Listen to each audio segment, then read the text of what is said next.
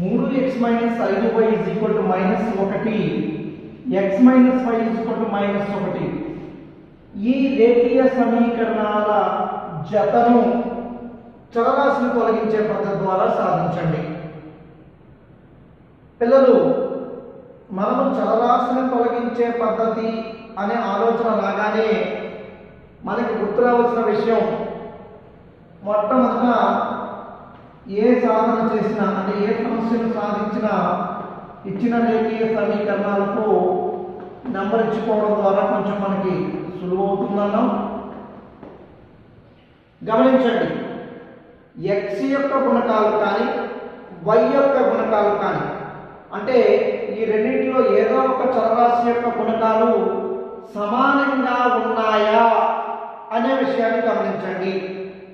ఇక్కడ x యొక్క గుణకం 3 ఒకటవ సమీకరణంలో, రెండవ సమీకరణంలో x యొక్క గుణకము 1, ఒకటవ సమీకరణంలో x యొక్క గుణకము 3, రెండవ సమీకరణంలో x యొక్క గుణకము 1. అలాగే ఒకటవ సమీకరణంలో y యొక్క గుణకము -5, రెండవ సమీకరణంలో y యొక్క గుణకము -1. రెండు సమీకరణాల్లో కూడా x గుణకాలు కానీ y గుణకాలు కానీ సమానంగా లేవు. x గుణకాలు కానీ y గుణకాలు కానీ సమానంగా లేవు. మరి సమానం చేసుకోవాలి అంటే, సమానం చేయాలి అంటే, ఫర్ ఎగ్జాంపుల్ ఒకటవ సమీకరణంలో x యొక్క గుణకము 3, y యొక్క గుణకము 1. ఈ రెండింటిని సమానం చేయాలి. ఈ రెండింటిని సమానం చేయాలి అంటే ఈ 3 అనే సంఖ్యను దేనితోనైనా గుణిస్తే 1 వచ్చుద్దా?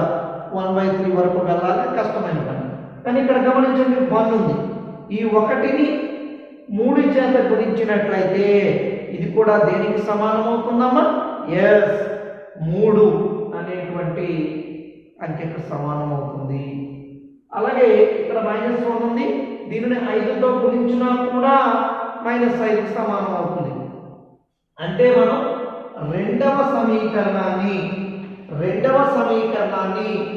3 చేత కానీ 5 చేత కానీ గుణిస్తే, 3 చేత గుణిస్తే x గుణకాలు, 5 చేత గుణిస్తే y గుణకాలు సమానం అవుతాయి. కనుక మనము ఈ రెండవ సమీకరణాన్ని 3 చేత గుణిద్దాము అని చెప్తామమ్మా.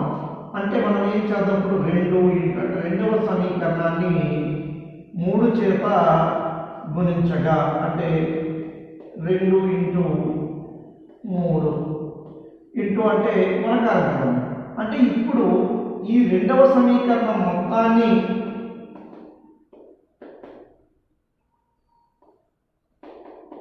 మూడు చేత గుణించాలి. ఈ రెండవ సమీకరణం మొత్తాన్ని LHS లోను RHS లోను కూడా గుణించాలి. 3 × x 3x plus into minus 3 × y 3y plus into minus 3 1 3. మరొకసారి పిల్లలు, 3 × x 3x plus into minus 3 × y yes 3y is equal plus into minus yes -3. ఇది ఒక సమీకరణం వచ్చింది. దీనికి ఏదో ఒక నెంబరు మీ ఇష్టము, ఇలా నెంబర్ అయినా రాయండి, లేదంటే ఇక్కడ రాసినప్పుడు ఈజీగా ఒకటవ సమీకరణం -2 × 3 అని కూడా రాయొచ్చు. అంటే నేను సౌలభ్యం కోసము ఈజీగా సమీకరణాన్ని పోల్చుకోవడానికి వీలుగా ఉంటుందని ఈ పద్ధతిలో చెప్పడం జరిగింది పిల్లలు. ఇప్పుడు గమనించండి, ఒకటవ సమీకరణం రెండవ సమీకరణాన్ని మనం విలువ మార్చలేదండి, విలువ అదే విధంగా ఉంది. కాకపోతే గుణకాలు x యొక్క గుణకాలు సమానంగా చేయడం కోసం రూపాంతరం చేసాము. ఇప్పుడు గమనించండి, ఒకటవ సమీకరణము ఇది +3 ఇది +3. ఒకటవ సమీకరణం నుంచి ఏం చేద్దామమ్మా, మూడవ సమీకరణము తీసివేద్దాము. 1 - 3 చేయగా ఒకటవ సమీకరణం నుంచి మూడవ సమీకరణాన్ని తీసివేద్దాం పిల్లలు. ఇది కొంచెం ఒకటవ సమీకరణము 3x - 5y -1. మూడవ సమీకరణము 3x - 3y -3.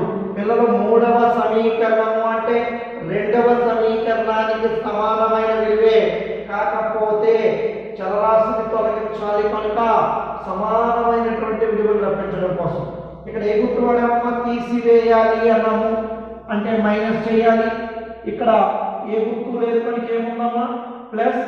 దీన్ని మైనస్తో గుణిస్తే ఇక్కడ గుర్తు అనేది మైనస్, ఇక్కడ మైనస్ ఉంది, తీసివేసినప్పుడు మైనస్ చేత గుణించాలి. Minus into minus plus S, ఇక్కడ మైనస్ ఉంది, minus into minus plus S. పిల్లలు ఇప్పుడు గమనించండి, ఇది +3x, ఇది -3x. ఇంతకుముందు చెప్పుకున్నాం మార్చిన గుర్తునే, +3x -3x +3x -3x ఎంతమా 0. -5 + 3 -5 + 3 5 - 3 2. 5 నుండి సింబల్ మైనస్ కనుక -2y -1 + 3 -1 + 3 3 - 1 2. 3 కి ముందుగా ప్లస్ అనే సింబల్ ఉంది. సో -2y = 2 పిల్లలు. ఇప్పుడు y ఇక్కడ -2 గుణిస్తుంది, కుడి చేతి వైపుకు పోయినట్లయితే ఏమవుతుందమ్మా, భాగిస్తుంది కనుక 2 ఇక్కడ ఇంటూ -2 ఇటువైపు వెళ్తే -2. దిస్ ఈజ్ క్యాన్సిల్ చేస్తే 2 1 2 కనుక therefore y -1. ఇప్పుడు y విలువ తెలుసండి, మరి ఇంకేం కావాలి మనకి, x యొక్క విలువ కావాలి. ఇంతకుముందు మనం మాట్లాడాం, x యొక్క విలువ కావాలంటే ఒకటవ సమీకరణము, రెండవ సమీకరణము లేదా మూడవ సమీకరణం ఎక్కడ ప్రతిక్షేపించినా వస్తుంది.